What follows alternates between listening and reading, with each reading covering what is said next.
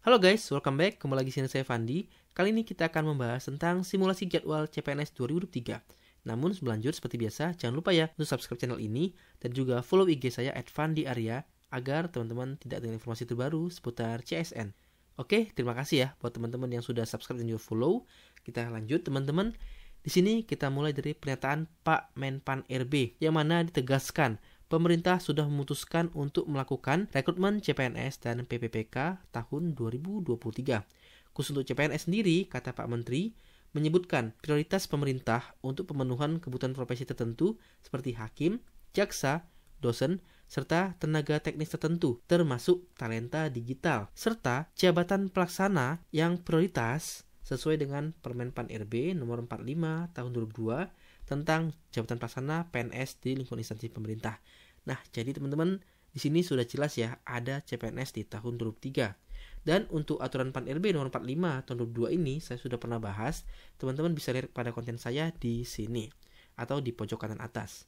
Nah, dari sini teman-teman dari website sebelah yaitu dari Tribun News, info lagi, kata Pak Kabiro Data Komunikasi dan Informasi Publik Kemenpan RB, Pak Muhammad Aferus, bahwasanya jika nggak ada kendala dari proses pengadaan, maka Kemenpan RB berencana memulai proses seleksi pada pertengahan tahun, sebagaimana pelaksanaan pembukaan seleksi CPNS tahun 2021 yang digelar pada Juni.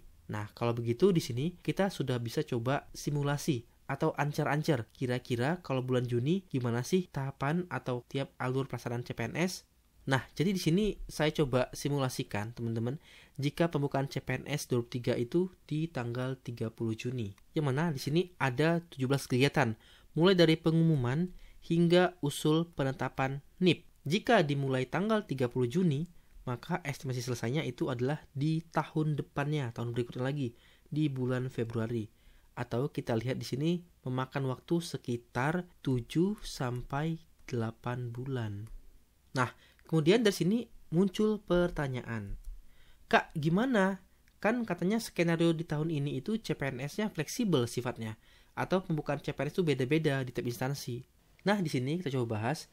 Mungkin di sini ada beberapa skema yang akan dilaksanakan oleh PAN RB. Kita coba aja ya, tebak-tebak nih. Yang pertama, skemanya yang mungkin adalah bebas. Artinya, tanpa batasan sama sekali. Kalau 5 instansi yang buka dan waktunya beda-beda, kita bisa coba di kelima-limanya. Jadi di sini aman, gak ada masalah ya. Namun yang kedua ini kemungkinan adalah terbatas, teman-teman. Artinya di sini kita nggak bisa sembarang untuk apply. Ada batasan. Mungkin aja di sini pemerintah membatasin 1 NIK itu 1 formasi. Atau batasan kedua adalah apabila masih dalam jadwal seleksi itu nggak bisa ikut. Nah, coba kita lihat ya. Untuk yang 2A ini sudah jelas ya, 1 NIK 1 formasi berarti nggak bisa sama sekali. Kalau yang B ini kita coba simulasikan, teman-teman. Kira-kira begini. Misal ya, instansi pertama itu buka di tanggal 30 Juni. Kemudian instansi kedua buka lagi nih di tanggal 30 Juli.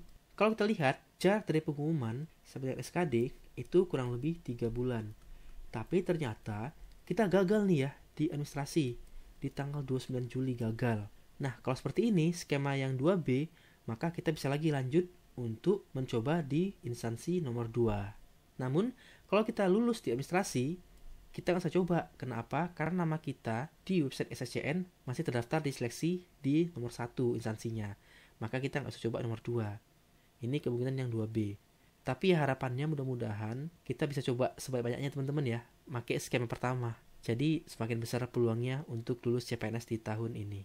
Nah, jadi di sini mungkin teman-teman sudah bisa ya mensimulasikan juga rencana atau ancar-ancar teman-teman dalam persiapan menghadapi CPNS di tahun ini. Untuk hal penting di tahap kegiatan ini adalah pertama di seleksi administrasi.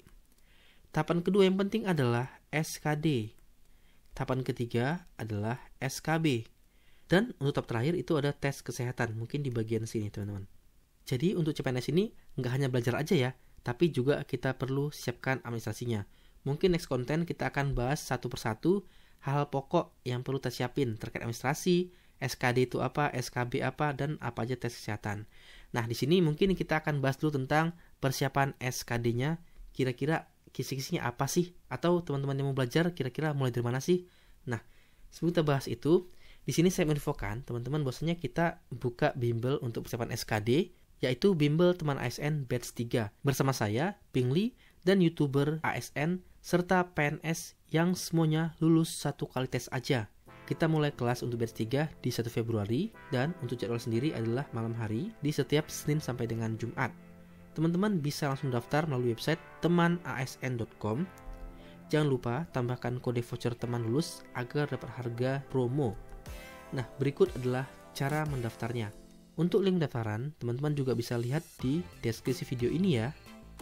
Oke, teman-teman, kalau gitu kita lanjut lagi terkait tentang kisi-kisi tes SKD. Di sini, untuk tes SKD CPNS sendiri terdiri dari TWK, TIU, dan TKP.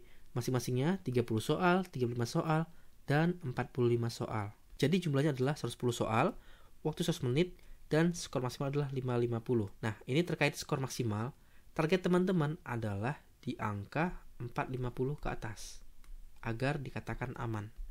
Untuk TWK sendiri, itu dibagi lagi menjadi 5 sub, yaitu nasionalisme, integritas, bela negara, pilar negara, dan bahasa Indonesia. Kemudian, untuk TIU sendiri yaitu adalah kemampuan verbal, numerik, dan figural. Untuk verbal ada analogi, silogisme, dan analitis. Numerik berhitung dengan angka, perbandingan kuantitatif, dan soal cerita. Sementara untuk figural ada analogi, samaan, dan serial. Satu lagi yaitu TKP, tes karakteristik pribadi, yang mana ada 6 tema, pelayanan publik, jejaring kerja, sosial budaya, TIK, profesionalisme, dan anti-radikalisme. Nah, untuk lebih lengkap tentang kisi-kisi ini, teman-teman bisa langsung cek di PAN RB nomor 27 tahun 2021 tentang pengadaan pegawai negeri sipil. Mungkin aja di tahun ini akan ada peraturan PAN RB yang baru. Kita tunggu aja ya, nanti kalau ada akan saya update lagi teman-teman. Mudah-mudahan tidak ada perubahan untuk masing-masing subtesnya. Dan kalau ada perubahan, kemungkinan besar nih yang berubah adalah di TKP sendiri. Temanya jadinya adalah berakhlak. Oke teman-teman, mungkin sekian dulu ya untuk kali ini. Terima kasih sudah menonton. Rahasia untuk maju adalah memulai, kata Mark Twain. Kalau begitu, saya Fandi AP, saya undur dulu. Saya mohon maaf apabila salah kata, dan sampai ketemu pada tayangan selanjutnya.